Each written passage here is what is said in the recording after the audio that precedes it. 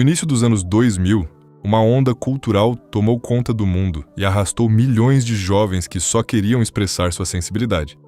Mas o que começou como um espaço de acolhimento, logo se transformou em um cenário de guerra urbana, perseguição sistemática e violência física. Ao redor do globo, adolescentes de franja e maquiagem viraram alvos de espancamentos por grupos radicais, ataques de outras subculturas e capas de tabloides que os acusavam de incentivar tragédias. No Brasil, essa hostilidade ganhou contornos ainda mais cruéis, onde o preconceito e a homofobia transformaram a estética de uma geração em um teste de sobrevivência. Como uma cena musical focada em sentimentos pôde atrair tanto ódio e rejeição extrema? Por que essa subcultura foi tão marginalizada pela sociedade? E como esses mesmos jovens, anos depois, conquistaram sua redenção e hoje ditam os rumos da música pop? Entenda por que os emos eram tão odiados no Brasil. Se você gosta de conhecer mais sobre a indústria da cultura pop e seus bastidores, deixe um like no vídeo para que o YouTube o recomende para mais pessoas e siga o canal para mais conteúdos interessantes.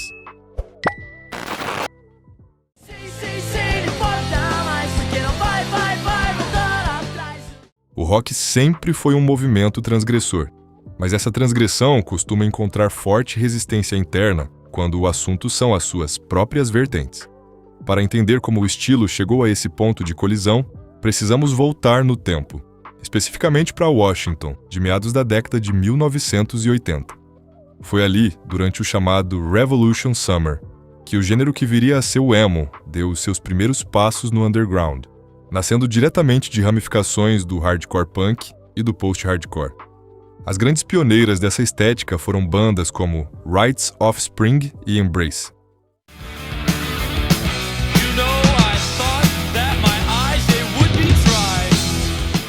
Naquela época, publicações alternativas de prestígio no meio, como o fanzine Maximum Rock'n'Roll e a revista de skates Thrasher, começaram a usar o termo hardcore emocional, ou simplesmente emocore, para rotular aquela nova safra de bandas que surgia da gravadora Dischord. O termo, na verdade, surgiu quase como uma piada ou um rótulo pejorativo, e nenhuma dessas bandas originais jamais aceitou ou se autodefiniu com essa palavra. Para elas, o rótulo tentava excluir do hardcore tudo o que não fosse estritamente ideológico ou político. Mesmo sob protestos contra o nome, o som desacelerou e incorporou melodias mais emocionais, influenciando outras bandas consolidadas da época, como Grey Matter, Dag Nasty, Fire Party, Fugazi, Husker Du e Nation of Ulysses.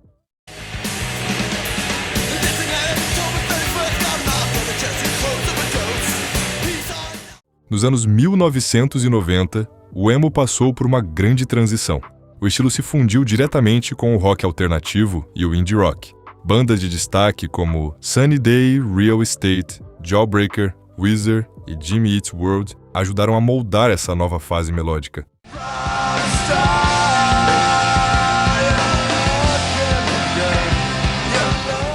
Pavimentando o caminho para que o Weezer, por exemplo, alcançasse o grande público.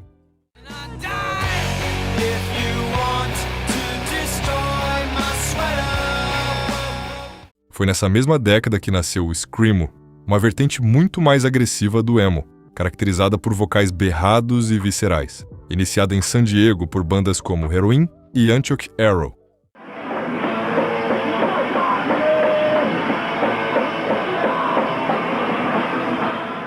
Esse subgênero mais pesado ganharia enorme força comercial nos anos 2000, projetando nomes como Hawthorne Heights, Silverstein, Story of the Year, Thursday, The Used e Under Oath.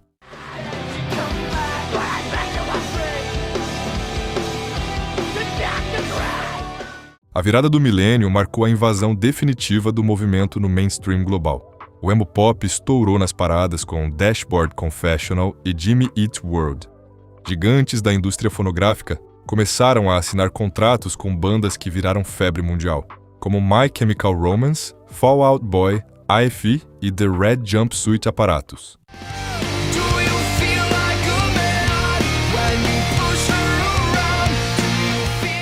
Não demorou para que essa enorme onda cultural desembarcasse com força no Brasil. A partir de meados de 2003, o gênero emo se estabeleceu inicialmente na cidade de São Paulo, espalhando-se rapidamente para outras capitais do Sul e do Sudeste. Em uma era em que as guitarras ainda dominavam as rádios e a televisão, bandas nacionais como NX Zero, Fresno, Cine e Restart assumiram o protagonismo dessa geração, conquistando milhares de adolescentes pelo país. Os jovens adotavam não apenas o som melódico que falava de amor, sonhos e dilemas típicos da idade, mas também um estilo de vida focado na sensibilidade e em uma estética visual muito marcante. Mas como uma subcultura focada em sentimentos e melodias doces pôde atrair tanta agressividade e rejeição?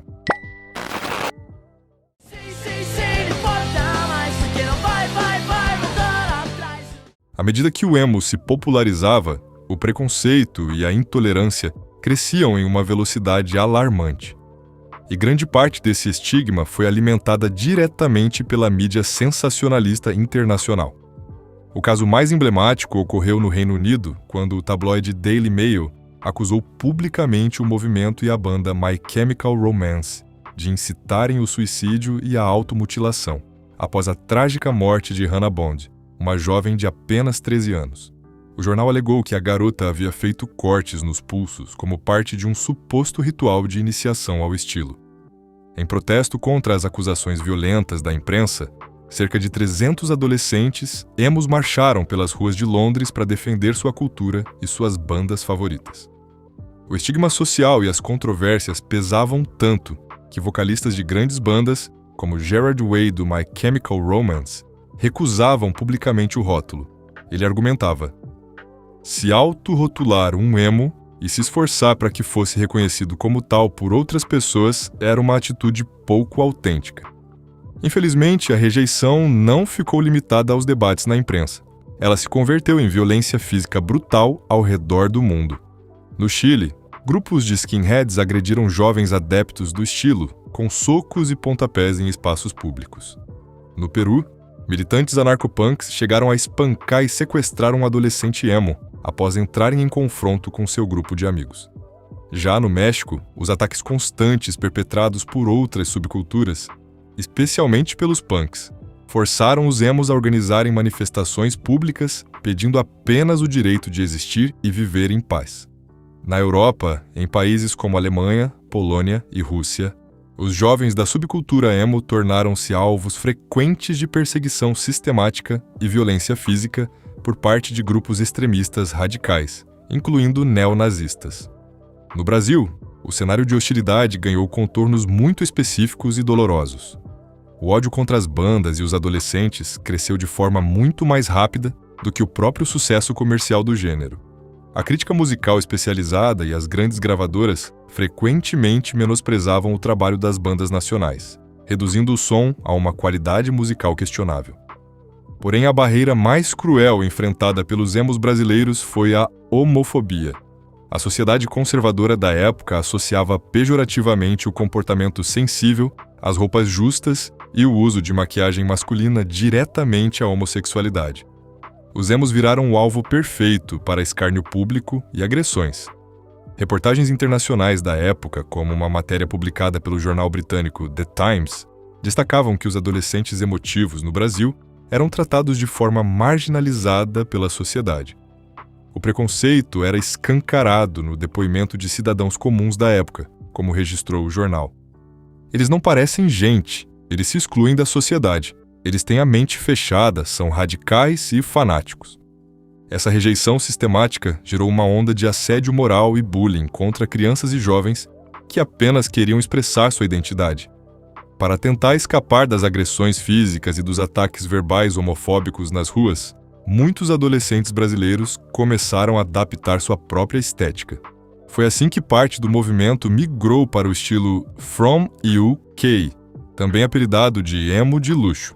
Inspirados na moda urbana da juventude britânica, esses jovens abandonaram o visual excessivamente melancólico e escuro, adotando roupas muito coloridas, posturas mais expansivas e alegres, e abrindo espaço para sonoridades mais voltadas ao indie rock.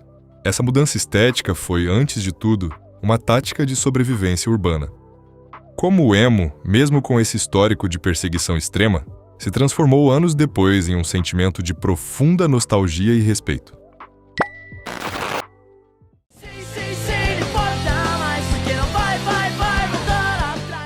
No início da década de 2010, o fenômeno comercial do emo pop começou a enfraquecer globalmente. Desgastadas pela superexposição e pela hostilidade, muitas bandas mudaram drasticamente sua sonoridade em busca de novos rumos, enquanto outras decidiram encerrar suas atividades. No entanto, o gênero nunca morreu de verdade. Longe dos holofotes das grandes mídias, uma forte cena de revival underground manteve a chama acesa nos anos seguintes, com bandas como The World is a Beautiful Place e I Am No Longer Afraid to Die e Modern Baseball.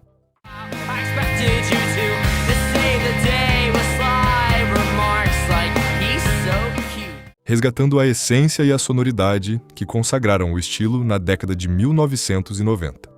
Com o passar do tempo, o preconceito deu lugar à justiça histórica e à reabilitação cultural. Aquela geração de músicos que foi duramente hostilizada e ridicularizada pela crítica provou o seu valor técnico e artístico. Hoje, nomes que vieram diretamente daquela cena são figuras fundamentais que ditam os rumos do mercado fonográfico. Lucas Silveira, vocalista da Fresno, e Pedro Dash, que integrou a banda Cine, são exemplos claros de profissionais que antes eram marginalizados e hoje atuam como produtores de grande destaque, moldando os maiores sucessos de gigantes do pop nacional, como Anitta e Manu Gavassi. A cultura emo finalmente conquistou sua redenção no imaginário coletivo. A nostalgia provou que o movimento não era uma farsa vazia, mas sim um espaço de acolhimento para uma juventude que precisava expressar suas dores, sua vulnerabilidade e seus sentimentos em um mundo que insistia em silenciá-los. No final das contas, o direito de ser sensível venceu o preconceito. E aí, gostou de conhecer um pouco mais sobre os bastidores da cultura pop? Então não esquece de deixar o seu like aqui embaixo para o YouTube espalhar esse vídeo para mais gente. Aproveita e já se inscreve no canal para não perder os próximos conteúdos. Assista ao vídeo também em outras plataformas clicando no link na descrição. Não se esqueça de seguir o canal PopDoc nas redes sociais. Valeu e até a próxima!